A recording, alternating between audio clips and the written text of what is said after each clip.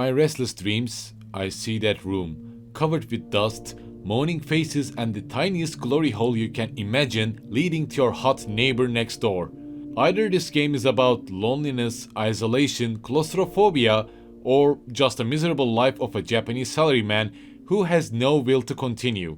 Hello everyone, it's Arcade Note here, and it's time for me to get back into my Silent Hill runs after a year. It's been nearly 1 year since I played both Silent Hill 2 and 3 on my live streams, and now it is time for one of my favorites of this series. I know lots of people hate Silent Hill for The Room, but I just love it. I love the dorkiness of the characters, memorable soundtracks of Akira Yamaoka, and how claustrophobic this game is. Even though it's quite frustrating and can turn into a hell of a babysitting survival experience, but I still love its psychological horror taste. It is nowhere near the second title, of course, however I still find it quite underrated. With my friends insisting on my Silent Hill runs, well, first Silent Hill 4 The Room, then Homecoming and Downpour videos will also be here, I guess. But first, let's dig deeper into this hikikomori otaku lifestyle of Henry Townsend, who loves to pick on his neighbor all day.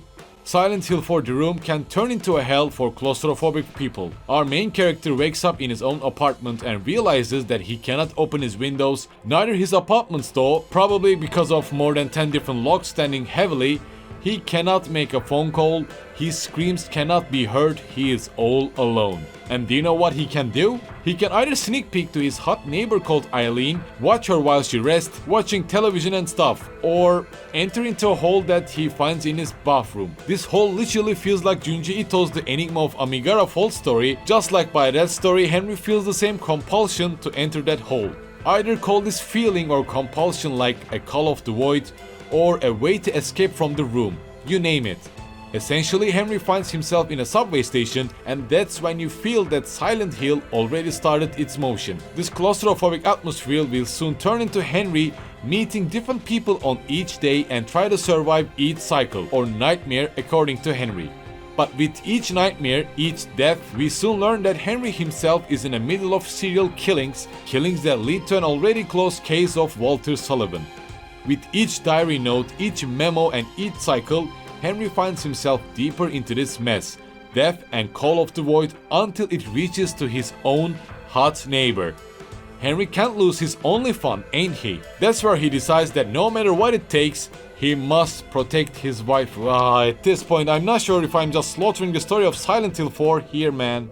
Silent Hill 4 The Room has two main parts, the first part being more adventure horror-like experience, and the latter being a total survival horror experience with critical supply and ammo management. During the first half, Henry wanders through mysterious areas from subway stations to outskirts of Silent Hill, alone and trying to find a way out of these so-called nightmares. I'll soon talk about these puzzles, but these only Henry sequences are not that difficult. You can easily stock up ammunition, healing items, whatever you need, while easily dodging or kicking, beating up the enemies, since Henry can quickly heal when he goes back to his room. But after a while, when Henry decides to save Eileen from this mysterious case, shit hits the fan quite quickly. Like most of the dudes out there, unfortunately Henry's life also becomes harder when a woman joins in, and there ain't nothing to do about it. Henry cannot be healed when he goes back to his room. Threats can attack both Henry and Eileen, and if you really care about achieving a good ending like me, you need to keep Eileen healed, sane and safe at all times. With each attack, either be physical or mentally, Eileen's sanity drops. She begins to receive bloodstains all over her body. She begins to act and talk childish. If she ever reaches that point where she literally talks like a toddler, Henry needs to find a safe place and heals her with a spiritual ward candle. These candles can fully heal Eileen, but its amount is quite limited throughout the game, and if you really want to achieve a good ending, either look for some walkthroughs about candle locations or be ready for one of the most tense survival experiences of your life.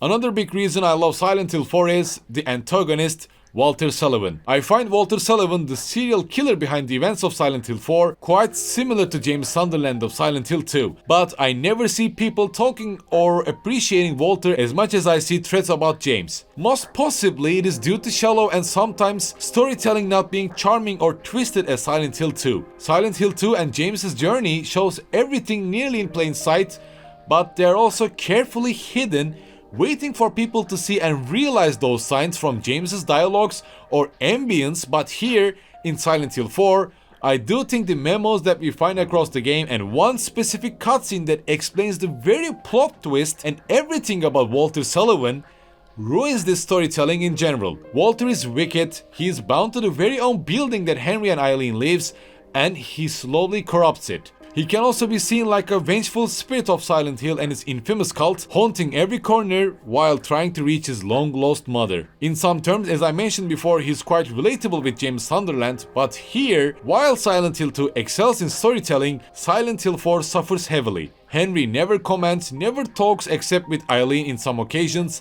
and these are the main weak points of Silent Hill 4 with Walter's lack of intriguing storytelling. Silent Hill 4 has one of the most unique concepts and also has 3 great songs that are composed by Akira Yamaoka, who also plays the role of a producer by Silent Hill 4, Cradle of Forest, Tender Sugar, and Your Rain. These 3 songs alone made Silent Hill 4 quite special for me.